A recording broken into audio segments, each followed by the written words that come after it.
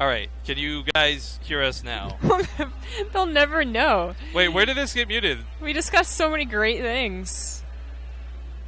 Well, it doesn't look like it wasn't much. Well, no, they said, like, at least you can hear the game sounds. Like, how long were we muted, guys?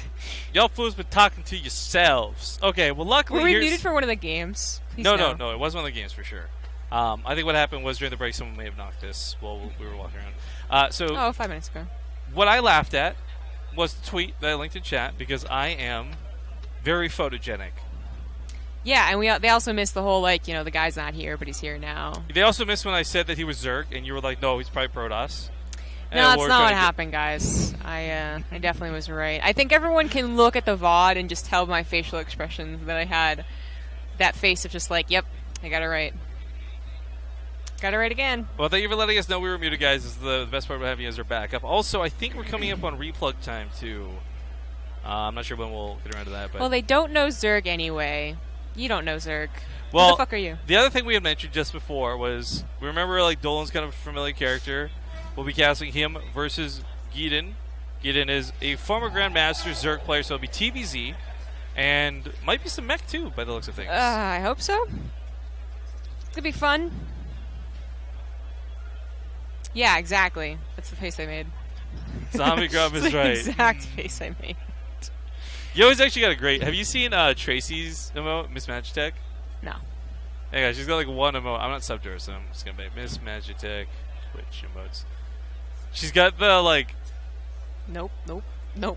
That's this one. I'm pretty sure it's Miss Magitech. Maybe there's an underscore or something? Oh, no, there it is. There we go. Okay. It's like the dramatic gopher look is what it is. Oh, okay. I don't know if that's what now. she was aiming for, but... Okay. Gotcha. Alright, well, we got Odyssey coming up first. Gotta get all 3 map scores before we start the games, but yeah. We'll get this going here and at least get the lobby up so we get the party started. Oh, there we go. Zephyr Hurricane's hooking us up with some creepy faces in chat.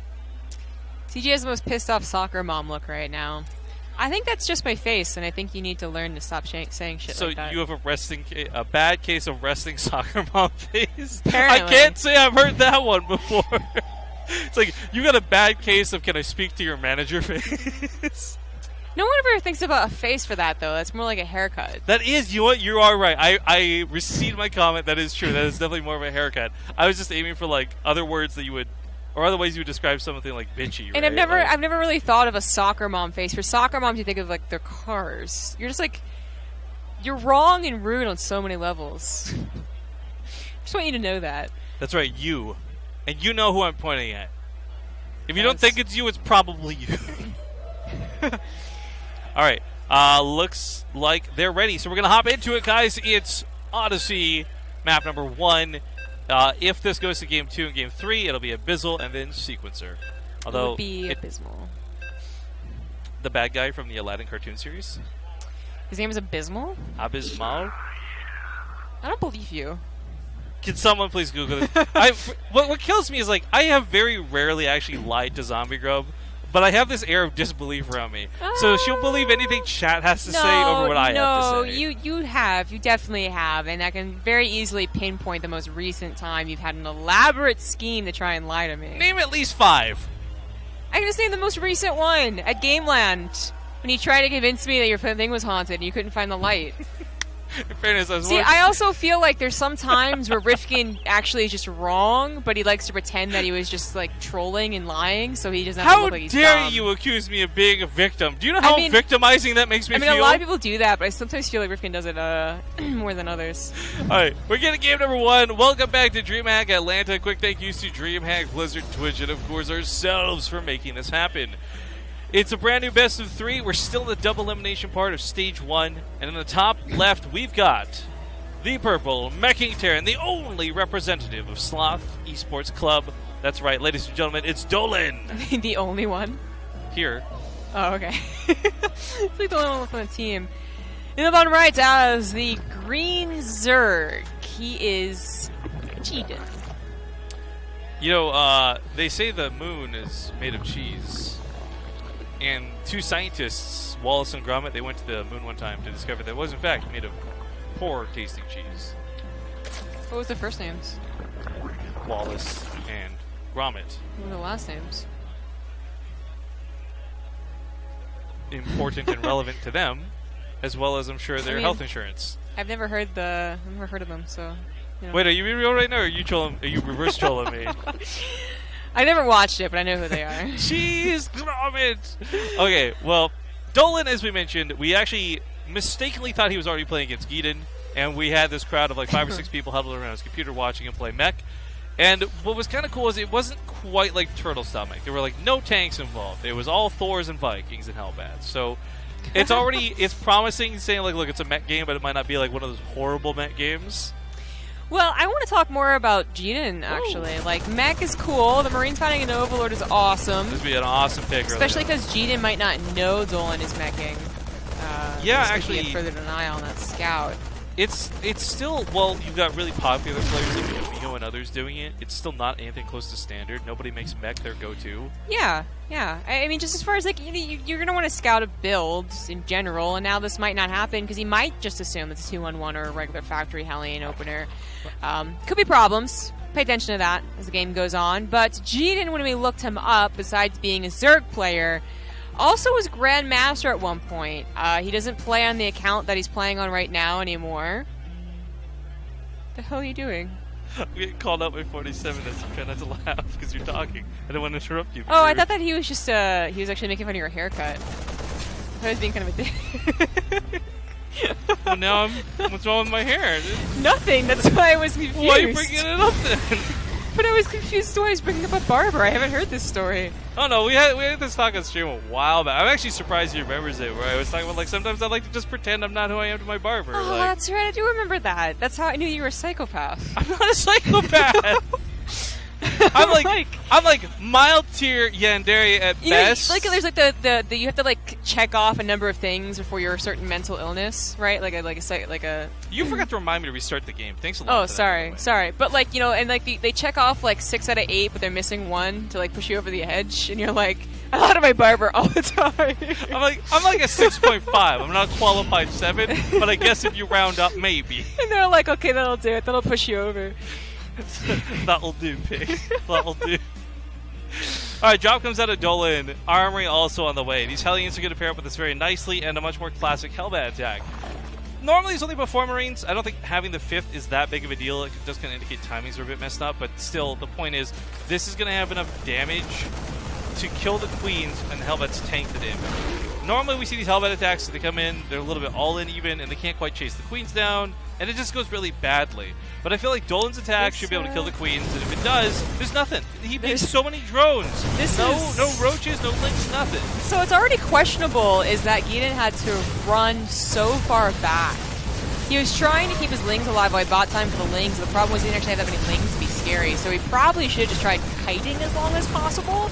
Now he's found himself in a spot where he can no longer micro. He still can't reach the medevac, but isn't doing damage at the same time. He wasn't just running. Like, he was trying so hard to kill that medevac, and that cost him 3 or 4 Marines. Yeah, but like, there's nothing killing the Hellbats, so the medevac just left. It's like, all right then. Worse than all this, with all the Queens going down, no anti-air in the main, all those drones that were just retreated up here. Geeden is he's gonna tap out. That was perfectly timed. He didn't scout it. He was trying to go to roaches or maybe hydras. I can't tell. But the point is, he didn't have that tech structure available. He was just on Lings, and there's maybe even a supply block at that point in time too. Like that was one of those rare times where a Hellbat attack is so effective it just wins the game. That doesn't seem to happen very often anymore. It doesn't, but it is always only, I feel, with the Marines we ever see a snowball like that. I can't recall a time where Hellbats alone forced that situation. Right, yeah, I agree with that too. Usually Queens with enough creep spread can kind of buy that time while microing, while transfusing, but he didn't have that many Queens. He still was only like 3 extra. 4th one just barely popped at the last second. And he did choose to retreat in favor of buying time in that way, but I think more often you'll see the pros just kind of, they'll kite. They won't just retreat. They'll kite and buy an extra 30 seconds even. Bananas, please. I remember Banana. Oh my god, it's Banana? Yeah, oh my god, it's Bananas. Yeah. So, in chat now being debated, is Rifkin, isn't Yandere some weeb sociopath stuff? I don't know, I think psychopath is better than sociopath to describe, but that's also, I feel sociopath is also an accurate description. I don't really know the difference, to be honest. Sociopath, psychopath. I think one lies to everybody else, one lies to themselves, or something like that. That's kind of poetic. Maybe that is it. I don't know. I took Psychology 101, guys. Well, you should have taken Sociology 101. I also took Sociology 101. Well, then why don't you know the difference between the two? You don't learn that in sociology, though. All right, game number 2. Welcome back. We're still going strong with DreamHack Atlanta. It's day 1 here at the BYOC. Spawning in the bottom right, we've got, once again, our purple Terran, Dolan. Which, fun fact, spelled backwards, spells Nalod. In the top left, as the green Zerg, it is Geeden. Actually, a real fun fact about this guy that I think is so weird. We were watching him set up, and Dolan, this isn't even the weird part to me. He measures out how far away he wants his mouse pad and keyboard from the edge of the desk.